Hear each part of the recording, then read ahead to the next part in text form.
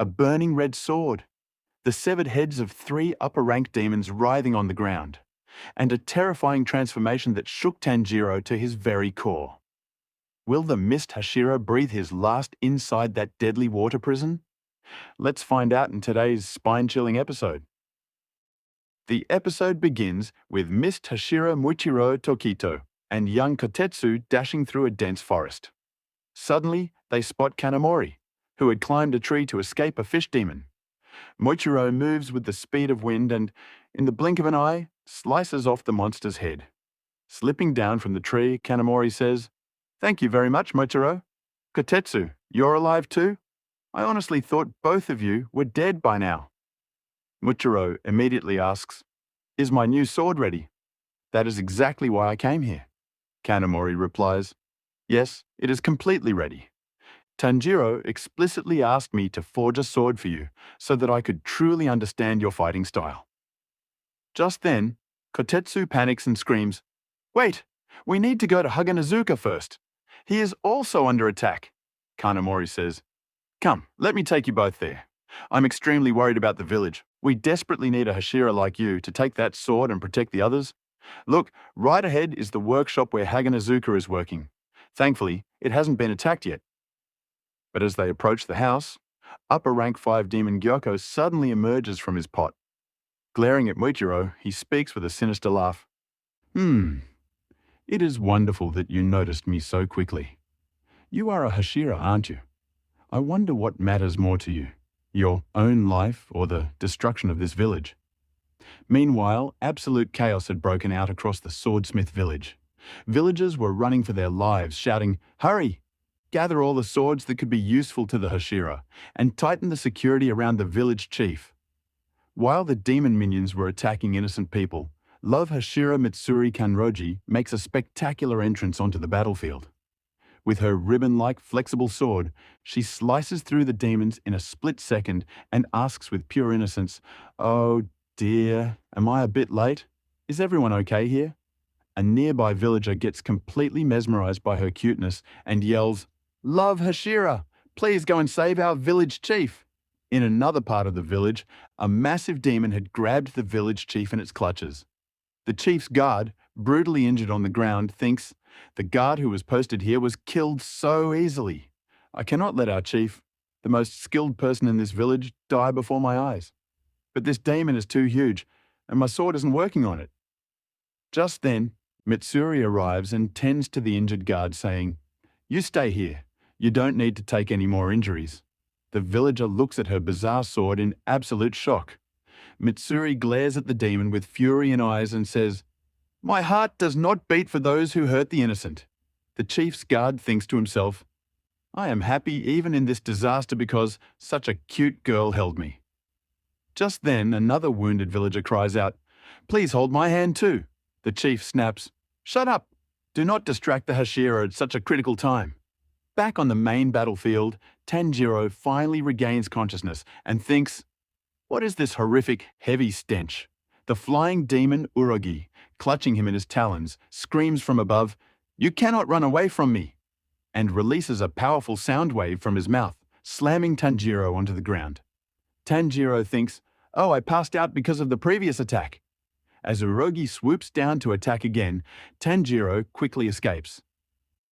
Sakido yells in frustration, "This boy is getting on my nerves! Karaku, blow this entire place away!" Tanjiro thinks, "I need to land an attack that forces them to take a long time to regenerate." But right then, Karaku swings his fan, unleashing a massive gust of wind that blasts both Tanjiro and Nezuko right out of the building. As they fall through the debris, Nezuko tightly grabs the blade of Tanjiro's sword. Karaku laughs out loud. Now they have nowhere left to hide. Tanjiro yells out in pain, "Nezuko, don't worry, I won't leave you here. Please let go of the sword so I can clear this rubble off you." "Nezuko, listen to me. Let go or you'll cut your fingers." Sakido thinks, once this dust settles, nothing can save them from our hands. But Nezuko refuses to let go of the sword. The scene shifts back to Muichiro and Gyoko. Gyoko says, "If you don't mind, can we chat a bit before I kill you?" Kanamori and Kotetsu hide behind Muichiro. Gyoko snaps, What are you two doing behind his back? Kanamori cries out. Because we can't save you ourselves. Gyoko laughs evilly. No matter. I want to show you my most beautiful creation tonight. The swordsmith's agony of death. Gyoko pulls a grotesque structure made from the corpses of 5 dead swordsmiths out of his pot. Witnessing this, Kanamori and Kotetsu burst into tears. Gyoko proudly boasts, I used 5 swordsmiths for this masterpiece. I left their flesh half exposed to showcase emotionalness and crudeness in this art. And the best part is, if I twist this sword, as he turns the sword jammed inside the corpses, agonized screams echo from their mouths. Gyoko mocks, it perfectly captures their true pain. Fury erupts in Michiro's eyes, and he strikes directly at Gyoko. Gyoko instantly vanishes into another pot, yelling, I haven't finished explaining yet.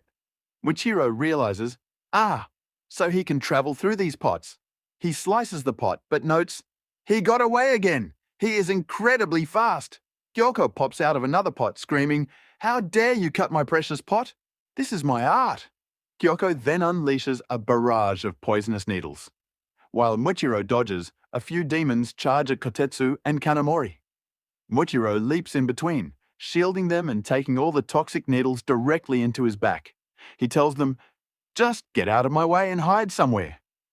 The demon attacks again, but Michiro deflects the strike. Gyoko laughs. You look pathetic with those needles. You people die a miserable death in a wretched place trying to save others. Your life is entirely useless. Hearing Gyoko's words, a blurry memory flashes in Michiro's mind. He remembers a face and thinks, who was that? Why do I feel like someone has said these exact words to me before? Just then, Gyoko breaks his train of thought saying, making art out of you is going to be so much fun. Muichiro retorts, shut up, your words are worthless, and slashes at Gyoko's neck. But Gyoko uses his blood demon art to summon a massive bubble of water, trapping Muichiro inside. He gloats, blood demon art? What a prison pot. This water has completely stopped your breathing technique. Once this village is destroyed, the demon slayers will be utterly weakened. The scene cuts back to Tanjiro and Nezuko. Tanjiro is still begging Nezuko to let go of the blade, but instead, Nezuko rubs her palms against it, causing her blood to completely coat the sword. Suddenly, Nezuko's blood ignites the blade into a roaring, brilliant pink flame, transforming his black sword into a glowing red sword. Tanjiro gasps, my black sword is turning red because of Nezuko's blood. This is exploding blood. At that exact moment, an ancestral memory flashes in Tanjiro's mind. In the memory, a girl says to a mysterious samurai, so when you fight, your sword turns red. Why is that? It's usually as black as obsidian. It's so beautiful. Tanjiro thinks, who is this girl? Now I get it. This is an inherited memory. This girl is talking to the swordsman who wore the exact same Hanafuda earrings as me. Today, my sword has turned red just like his. The hopes and feelings of everyone are giving me the strength to defeat these demons and protect humanity. Armed with his blazing red sword, Tanjiro stands tall before the 3 demons. Karaku unleashes a windstorm, but this time Tanjiro charges forward with lightning speed, unleashing the Hinokami Kagura. Sekido is completely paralyzed with fear, thinking, this is the exact same red sword from our Lord Muzan's memories. It's just like the sword of the swordsman who cornered and nearly decapitated Lord Muzan centuries ago. Urogi and Karaku also see the terrifying shadow of that legendary swordsman, Yorichi, behind Tanjiro. Tanjiro roars, Hinokami Kagura, Dragon Sun Halo head dance, and in a single, sweeping motion, he slices off the heads of Urogi, Karaku, and Sekido all at once. Panting heavily, Tanjiro thinks, I did it! Now there's only one left. All 4 heads must be severed at the exact same time. Where did the 4th one go? As Tanjiro turns around, his jaw drops. He sees that Genya has successfully decapitated the 4th demon, Aizetsu. But as Tanjiro looks closely at Genya's face, his heart skips a beat. He thinks in absolute shock and horror, why does Genya look like that? Those fangs, those demonic eyes. He looks exactly like a monster. And with this massive heart-pounding cliffhanger, the episode ends right here. If you guys enjoyed this video, make sure to hit that like button below. And if you're new to the channel, don't forget to subscribe to Plot Point Realm so you never miss the next episode. The link to the next episode is popping up on your screen right now. Click it to see how the story unfolds. See you in the next one. Take care and bye-bye.